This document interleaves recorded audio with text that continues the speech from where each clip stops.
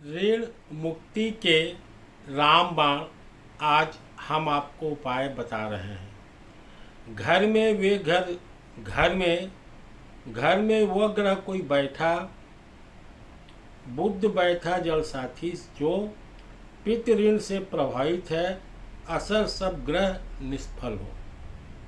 कहते हैं कि देव ऋण, ऋषि ऋण एवं पितृ ऋण का प्रभाव जन्म जन्मांतर तक साय की तरह पीछा करता रहता है।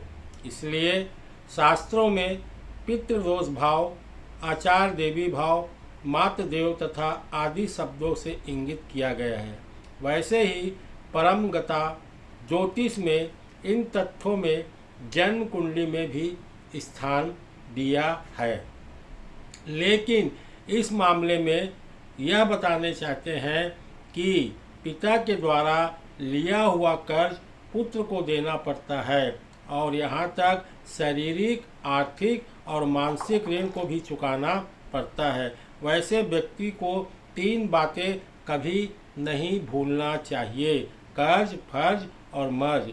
शख्स इनको ध्यान में रखते हुए कर्म करता है, उसे कभी असफलता का मुंह देखना नहीं पड़ता है। फलस्वरूप जीवन में वह ऋण से मुक्त हो जाता है और धन्य हो जाता है। महाभारत में आपको मालूम होगा कि एक उल्लेख है कि पांडव लोग गलती से परिमाण उनकी पत्नी द्रौपदी को भुगतना पड़ा।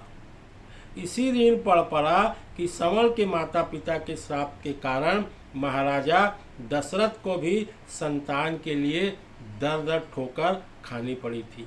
शिकार खेलते समय राजा दशरथ का निशाना चूक जाने पर उनके तीर ने श्रवण कुमार को बेधा था। इसी श्रवण के माता पिता ने श्राप दिया, जैसे मेरी मृत्यु का पुत्र वियोग में हो रहा है, वैसी तुम्हारी मृत्यु भी पुत्र वियोग में होगा। वही दशरथ की मृत्यु भी पुत्र वियोग से राम वनवास में हुई। पिता की गलती कारण राम को वनवास मुंह देखना पड़ा। आदि काल में वाल्मीकि ने भी चिड़ी मार को श्राप दिया था कि तुम्हें और तुम्हारे संपूर्ण जाति की प्रतिष्ठा कभी नहीं मिलेगी। इसी श्राप के कारण इस युग में बाद में आज तक चिड़ी मार की प्रतिष्ठा नहीं मिली है, ना मिलेगी। यह अटल सत्य है कि माता पिता पूर्वज के व्यभिचार का फल वंशों को भोगना पड़ता है। ज्ञात है कि कौवा एक अमृतमय पक्षी है। अन्य पक्षी की तुलना से इसे दिव्य दृष्टि संपन्न तथा भविष्य ज्ञानी के रूप में माना जाता है। सगुण संबंधी विचार के लिए इन पक्षी को सर्वोत्तम माना जाता है। कहते हैं सृष्टि के आदि काल में कौवे का शरीर का रंग एकदम सफ़ेद था, तब यह पक्षी सबसे सुंदर और लोकप्रिय माना जाता था। एक बार ऋषि ने कहा, तुम शीघ्र उड़ने वाले पक्षी हो, अतः 10 दिशा में जाकर अमृत के स्रोत का पता लगा के आओ और पता लगाकर सीधे मेरे पास वापस आना। उस अमृत को तुम स्वयं मत पीना। और निरंतर कई वर्ष तक पता लगाने के पश्चात कौवे की प्रसन्नता का ठिकाना न रहा। उसने अमृत के स्रोत का पता लगा लिया, लेकिन तभी थके हुए कौवे को प्यास लगी। वह अपने आप को संयम न रखा और ऋषि की आज्ञा का ध्यान न रखते हुए अमृत की कुछ घूंट भी पी ली। तत्पश्चात वह ऋषि के पास गया और उसने ऋषि को अमृत का स्रोत का पता बता दिया। उसने यह भी बता दिया कि वह अमृत ग्रंथ का रोग नहीं है और पाया कुछ घंटे बाद वह पी लिया। इसी ऋषि के श्राप से तूने अपनी चोट से अमृत के स्रोत को अपवित्र कर दिया है, इसलिए तू जा। अविश्वसनीय, निंदनीय एवं घृणित प्राणी समझा जाएगा। तो अभयपक्ष पदार्थ का सेवन करेगा, लोग तेरी निंदा करेंगे। अन्य नभचर पक्षी तुम्हें अपनी बिरादरी से तिरस्कृत और कर तुझसे दूर करेंगे। चूँकि तूने अमृत के कुछ बूंद पीली है, अतः जरा व्याधि से मुक्त होकर दीर्घ जीवन सफल प्राप्त करेगा। तेरी मृत्यु केवल दुर्घटनाओं के कारण ही होगी। तेरा शरीर का वर्ण श्वेत न रहकर काला हो जाएगा, यद्यपि अमृत पीने के कारण वह चमकदार रहेगा। उक्त घटना के समस्त काक वंश श्वेत के स्थान पर कृष्ण वर्ण का हो गया। गौरतलब है कि कोई भी पशु पक्षी इसके शरीर का मांस नहीं खाता है। कोई भी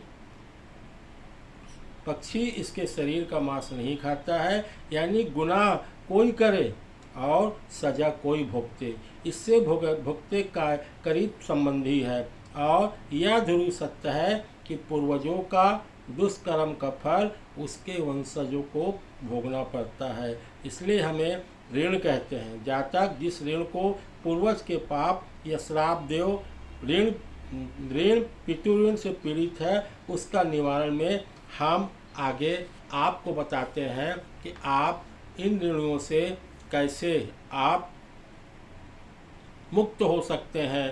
तो आपको क्या करना है, क्या नहीं करना है, जिससे आपके ऊपर जो ऋण है वो बहुत जल्दी मुक्ति हो जाए और आपके जीवन